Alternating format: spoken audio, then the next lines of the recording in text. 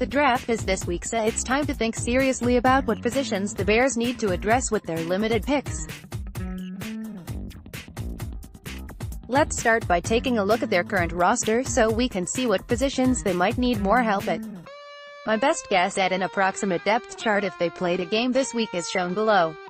A few thoughts: this list has 48 names on it. Teams dress 46 players for game day. Remove one of the kickers and probably Nick Williams and that's your 46-man active roster. Honestly, where are the holes on that roster? Kicker is one, but otherwise running back is the weakest spot, and even that isn't completely terrible.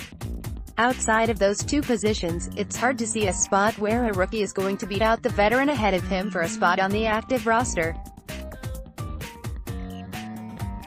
Combine the caliber of this roster with the lack of high picks for the Bears, and Chicago is probably not looking at rookies making instant impact in 2019 outside of running back and kicker, barring injury. One exception to this might be on special teams. The Bears lost core special teamers in Josh Bellamy, Benny Cunningham, and Daniel Brown this offseason, and only brought in one veteran to replace them in Marvin Hall. There are snaps to be earned on special teams in training camp, and rookies at positions like T, LB, CB, and S could be in that mix. Draft for the future, but in terms of offense and defense, what you see is basically what the Bears are going to have to work with for 2019, besides at running back. This means the draft priority shifts from drafting for the present to drafting for the future. Once he has taken his running back, Ryan Pace should be thinking about potential roster holes in 2020, and drafting guys who might be able to fill them. With that in mind, let's look at where those holes might be a year from now. Edge rusher. Third edge rusher Aaron Lynch is back on a one-year deal, and Leonard Floyd is technically a free agent after this year as well, though Ryan Pace has stated he will exercise Floyd's fifth-year option.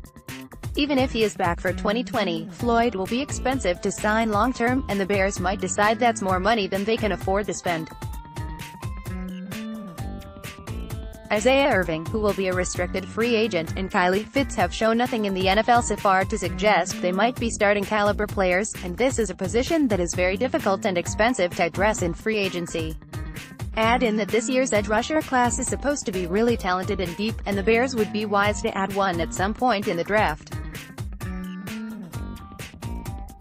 They met with Christian Miller, a projected day 2 pick, earlier this month, indicating that point might be sooner in the draft than people think. Safety. Eddie Jackson is the only safety on the roster who currently has a contract that runs beyond 2019. Clinton Dix, Eddie Bush, and DeAndre Houston Carson are all free agents after this year. Houston Carson will be a restricted free agent who is thus easy to bring back, but he's a former 6th-round pick who has shown nothing besides special teams ability through 2 years. Assuming Leonard Floyd gets his 5th-year tag, this is the biggest hole on the 2020 roster as of right now. Inside linebacker. Danny Trevathan is a free agent after 2019, and the Bears might not be able to re-sign him due to cap concerns. According to Spotrac, they are currently projected to have just over $1 million in cap space for 2020, and that's before you factor in a likely Cody Whitehair extension or Leonard Floyd's 5th-year tag. Nick Kwiatkowski will be a free agent too, leaving 2018 4th-round pick Joel Iyegbuniwa, who has only really played on special teams so far, as the incumbent starter next to Leonard Floyd. Hard to know if Iyegbuniwa will develop into that caliber of player, so finding somebody who can play special teams in 2019 and compete for a starting spot in 2020 would be ideal. Cornerback. We're now moving to the point where players who might be cap casualties after 2019 start to factor into the thought process. At cornerback, that is Prince Amukamara, who could offer $9 million in cap savings if he is cut next offseason. Amukamara is a good player, but the Bears are tight against the cap, and those are the type of difficult decisions that sometimes have to be made. The only notable reserve right now is 2018 UDFA Kevin Tolliver, who admittedly looked decent when filling in last year, but more developmental talent on the roster would be a good idea.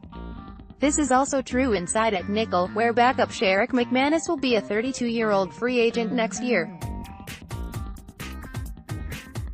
Interior offensive line, the cut candidate here would be Kyle Long, who can be cut to save $8.1 million on the 2020 cap.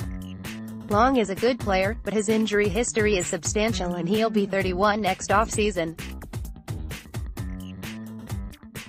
There is no notable young backup on the roster right now, so getting a player to groom to either replace Long or be a key interior backup would be great. Of course, the Bears could wait to address this need using one of their 2 second-round picks in 2020, as Ryan Pace has drafted 2 interior OL in the second round who played quite well as rookies in Cody Whitehair and James Daniels. Wide receiver, Taylor Gabriel is a good but not great player who will likely be the Bears' 3rd leading WR this year, and 4th or 5th in terms of targets and yards for the team as a whole. That has value, but the $4.5 million in cap space they could save by cutting him might be more useful to the Bears next offseason. If you really want to get bold, Chicago could save $13 million by cutting Allen Robinson. The Bears won't cut both, but one is likely, and Gabriel is the more expendable player. Javon Wims is a promising young backup who could possibly develop to step into a bigger role, but he is not the same style of WR as Gabriel. Drafting a speedster to develop would be a good idea, and I took a look at possible draft fits for that role a few weeks ago.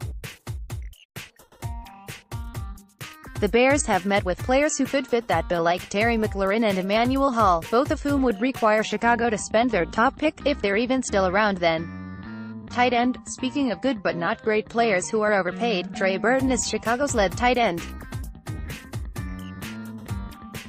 We saw in 2019 that he's not really a top-shelf player, and looking at Philadelphia and Kansas City makes it pretty clear that this offense works best when it has a tight end who is.